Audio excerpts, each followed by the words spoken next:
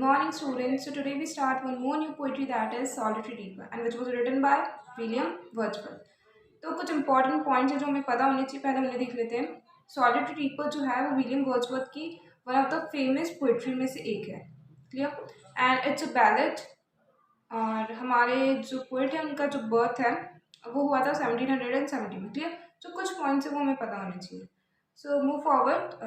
ये जो पोइट्री है ये क्यों लिखी है, उसका जो हमें रीज़न बैकग्राउंड है वो पता होना चाहिए.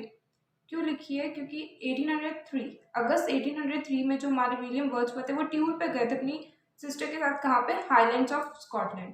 और हाईलैंड ऑफ स्कॉटलैंड में उन्होंने जो सीन देखा था, जो सीनरी थी वहाँ के लोग, और उनको जो चीज़ अट्रैक्ट कर गई, जो चीज़ उन्हें बहुत पसंद आ गई, उन्होंने अपनी पोइट्री में उसे लिखा है, उसे एक्सप्रेस किया है. क्लियर. तो वही हमारी पोइट्री है पूरी. हम आगे पढ़ेंगे इसमें क्या है. सो इट्स कंपोज इन 1805. इसे कंपोज कब किया? 1805 में. एंड इसे पब्लिश किया 1807 में. क्लियर.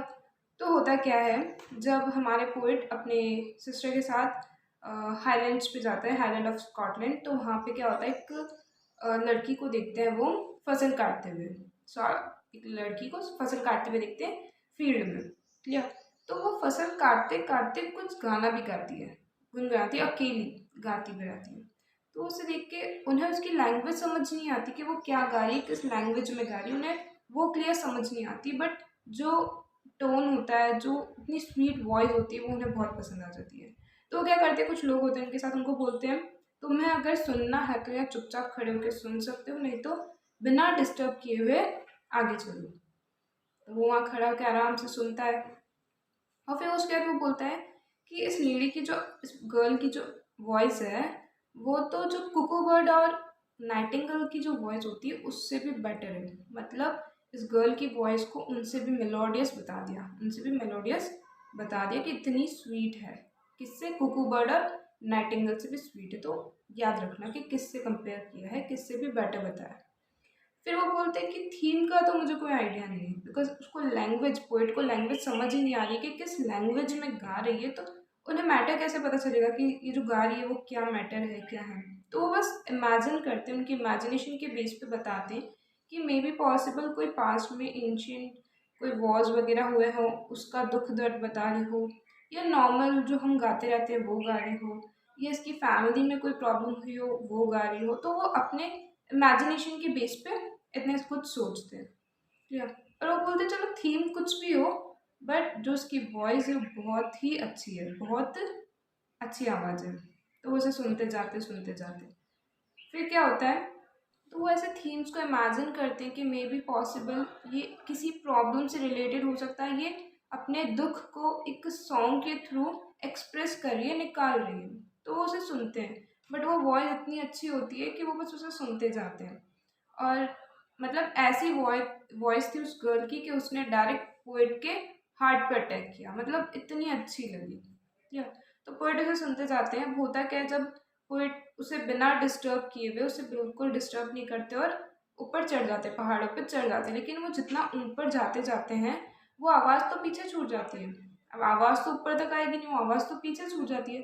बट वो वॉइस इतनी स्वीट थी, इतनी अच्छी थी कि अभी भी उनके कानों में वो आवाज़ गूंज रही थी. अपने आप जो अंदर चलती है ना वो आवाज़, वो गूंज रही थी. क्लियर.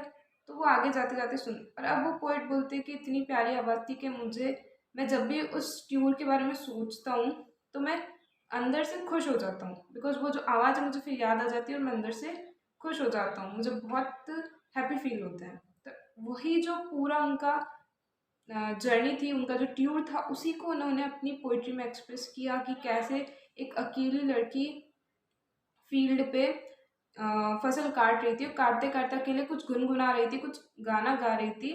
और इतनी स्वीट वॉइस थी, कुकू बर्ड और नाइटिंगेल से भी बेटर वॉइस थी.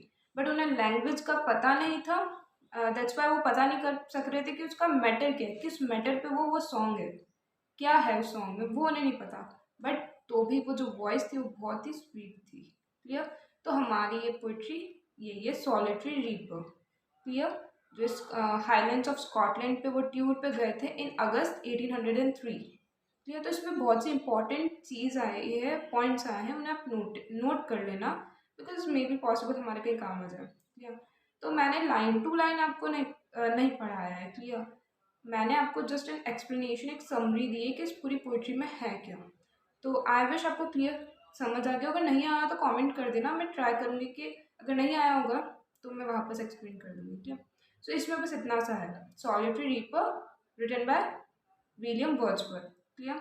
सो thank you for watching, thank you.